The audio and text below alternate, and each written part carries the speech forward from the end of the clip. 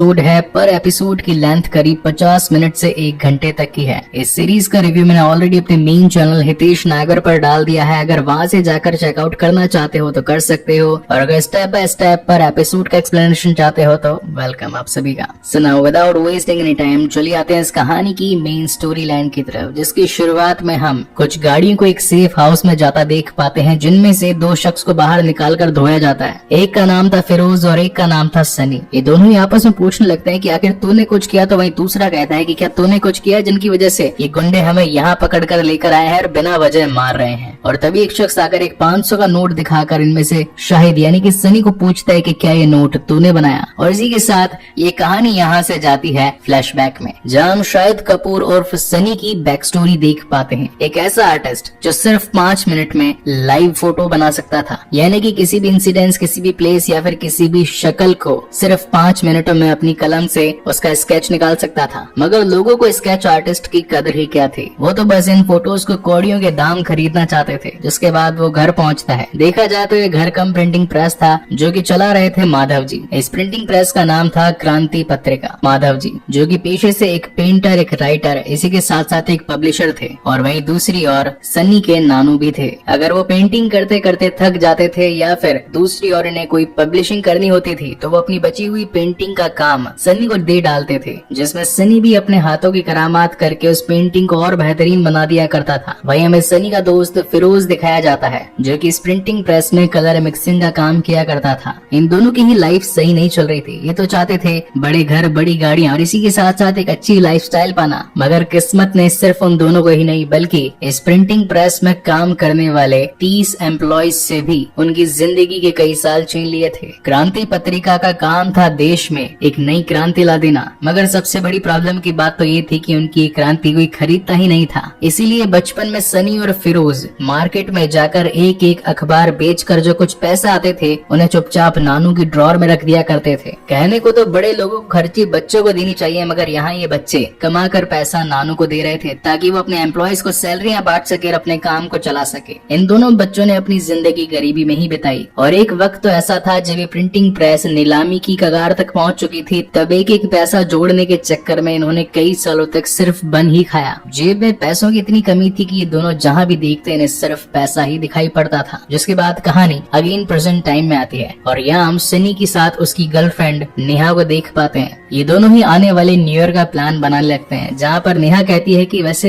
मैं अपने फ्रेंड्स के साथ में क्लब वेलोसिटी जाने वाली हूँ। मुंबई का ये बड़ा सा क्लब जहाँ पर एक टेबल करीब 30,000 रुपए की मिलती है। ये सुन सनी खामोश हो जाता है, कहता है कि वैसे मैं वहाँ तो नहीं जाऊंगा, मेरे कुछ और प्लान्स हैं, अगर तुम आना चाहो तो आ सकती हो। जहाँ एक तरफ नेहा अपनी रेंज रोवर में बैठकर निकल जाती है, वहीं सनी अपनी खटारा बाइक को लेकर आगे चला जाता है। उसे ये जानना था कि क्या सचमुच उस क्लब में एक टेबल 25 से 30,000 रुपए की मिलती है। तो वह जाकर वहाँ के वेटर से थोड़ा नेगोशिएट करने लगता है। खैर ये तो रही वेटर की बात, मैं आपसे मेरा पर्सनल एक्सपीरियंस शेयर करता हूँ। पुणे के ही एक क्लब में जिसका नाम है वाटर्स द किचन एंड बार, यही अपने कल्याणी नगर में आता है। कुछ लोगों को पता होगा, कुछ को नहीं पता होगा। तो वहाँ की टेबल भी करीब 30,000 रुपीज की है, यानी कि वीआईपी टेबल, जहाँ पर ड्रिंक्स और इसी के साथ साथ हुक्का भी मिलता है। क्या आप में से कोई वाटर्स गया है, और अगर गया है तो मुझे कमेंट सेक्शन में जरूर बताइएगा। Well, coming back to the main story, इन दोनों के ही पास इतना पैसा नहीं था कि वो वहाँ की एक टेबल बुक करवा पाए न्यू ईयर की पार्टी के लिए, जहाँ पर वेटर ने धक्के मारकर बाहर निकाल देता है, जिस पर सनी उसे जाते जाते कहकर जाता है कि एक दिन आऊंगा और तेरा ये पूरा होटल खरीद लूंगा। कुछ ही दिनों के बाद में न्यू ईयर आ जाता है, और यहाँ पर सनी से मिलने के लिए नेहा उसी के प्लेस पर पहुंचती है, जहाँ पर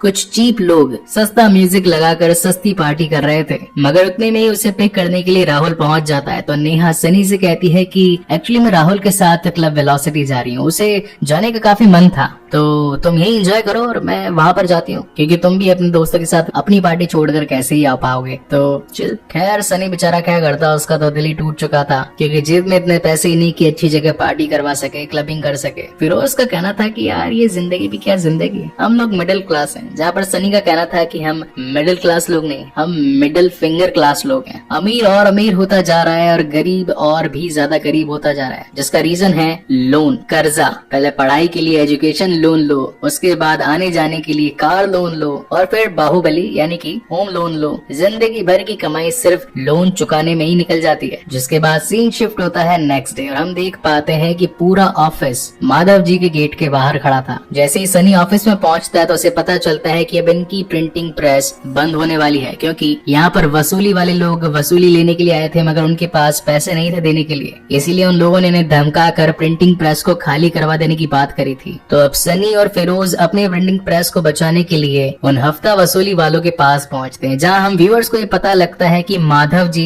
और उस वसूली वाले के फादर आपस में एक टाइम में कभी दोस्त हुआ करते थे और यही रीजन था कि उन्होंने उन्हें 1 महीने का वक्त दिया पैसा लौटाने के लिए, क्योंकि पुराने लोग इमोशनल हुआ करते थे। इसी वजह से सनी को प्रिंटिंग प्रेस बचाने के लिए थोड़ा वक्त मिल गया। अगर ऐसा ना होता तो ये हफ्ता वसूली वाला उसका बेटा तो कब का यहाँ की सारी मशीनें बेचकर हर किसी को दर बदर की ठोकरें खिलाने पर मजबूर कर देता। थका हारा सनी वापस से अपने ऑफिस यानी कि अपने नानू के पास आ जाता है और कहता है कि हमने बात करी है और हमें सिर्फ 1 महीने की मोहलत मिली है। नानू इस बात को जानते थे कि वो दिन जरूर आएगा जब हम कर्जा नहीं चुका पाएंगे और इस प्रेस को खाली करके जाना पड़ेगा। इसलिए आज वो अपना एक आखिरी आर्टिकल लिखना चाहते थे जिसमें लिखा था बगावत और क्रांति में सिर्फ इतना ही फर्क है कि जो हार गए वो बागी कहलाए और जो जीत गए वो क्रांति लाने वाले कहलाए। सनी पेशे से एक आर्टिस्ट था और उसके हाथ में कला थी। वो जानता था कि अगर मैं अपनी कला को महंगे भाव में बेचूं तो कम समय में ज्यादा पैसा कमा पाऊंगा और इसी के साथ अपने नानू की प्रिंटिंग प्रेस को भी बचा लूंगा। इसीलिए फिरोज और सनी मिलकर अपने ही एक पुराने दोस्त अनीस के पास पहुंचते हैं, जो एक ऐसे बंदे को जानता था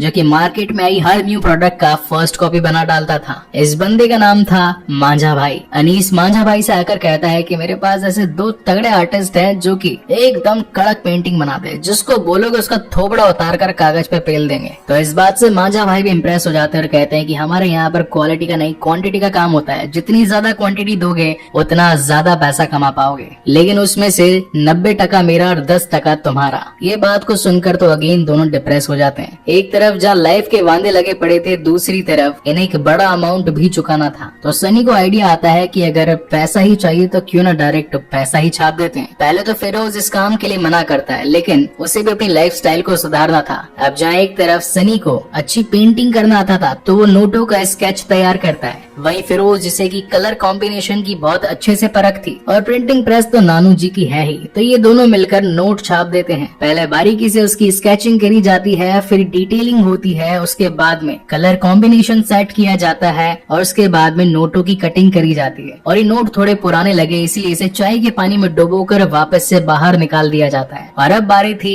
इन नए बनाए गए नोटों की टेस्टिंग की, जहाँ एक 500 रुपए का नोट लेकर फिरोज पहुंच जाता है एक वाइन शॉप में और एक दारू की बोतल मांगता है। मगर जैसे ही दुकानदार के हाथ में नोट आता है वो समझ जाता है कि ये नोट तो नकली है। और अब होना क्या था, वो सभी मिलकर इन्हें मारने पीटने लगते हैं। ये कैसे तैसे दोनों वहाँ से भाग जाते हैं और भागकर छिप जाते हैं। रात को सनी को अपने नानू की एक बात याद आती है कि कचरा और कला, इन दोनों के ही बीच में सिर्फ एक गलती का फर्क होता है। अगर वो गलती मिट गई तो की गई क्रिएशन एक आर्ट बन जाएगी, लेकिन अगर मिस्टेक रह गई तो आर्ट भी वेस्ट बन जाएगा। वही सीन शिफ्ट होता है नेक्स्ट डे और हम देख पाते हैं नेपाल में एक बहुत बड़े काउंटरफीट डिस्ट्रीब्यूटर मंसूर दलाल को, जो कि मिडिल ईस्ट में रखी अपनी नोट छापने वाली मशीन से नोटों को लाकर सबसे पहले काठमांडू, नेपाल, नागालैंड, बांग्लादेश और भूटान में भिजवाकर फिर इंडिया के अलग अलग शहरों में डिस्ट्रीब्यूट करवाया करता था। लेकिन इस बार उसका सफाया करने के लिए पुलिस ऑफिसर माइकल और उसकी टीम मंसूर दलाल का इंतजार कर रही थी। पहले सीन देखकर मुझे कुछ हद तक विक्रम वेधा की याद आ गई, जहाँ पर कुछ सीक्रेट इन्वेस्टिगेशन ऑफिसर मिलकर एक बड़े मिशन को अंजाम देते हैं। खैर, मैंने उस मूवी को भी बेहतरीन तरीके से वीडियो क्लिप्स के साथ ऑलरेडी एक्सप्लेन कर रखा है, आप चाहे तो उसे देख सकते हैं। इन वीडियोस को फोटोज के पीछे बनाने का ये रीजन था कि मुझे ज्यादा डिटेल देनी थी। अगर ज्यादा डिटेल वीडियो क्लिप्स के साथ देता तो या तो स्ट्राइक आती है, क्लेम आता और वो वीडियो भी वेस्ट हो जाता और इसी के साथ साथ आपको डिटेल भी नहीं मिल पाती। कुछ लोगों की शिकायत थी कि आजकल आप पुराने तरीके से अच्छी एक्सप्लेनेशन नहीं दे रहे। तो मेरे प्यारे भाइयों, वीडियो क्लिप्स के साथ अगर ज्यादा इन्फॉर्मेशन देते हैं तो क्लिपिंग लंबी हो जाने से सीधा क्लेम पड़ता है, and that is the reason I came on this option. Photos के साथ बनाओ, खुश रहो, तुम भी खुश, हम भी खुश। खैर, ये तो थी मेरे दिल की बात। Coming back to the main story, दोनों ही गैंग्स के बीच में वॉर हो जाता है, गोलियां चलती है, बम फटते हैं, कई सारे लोगों की जान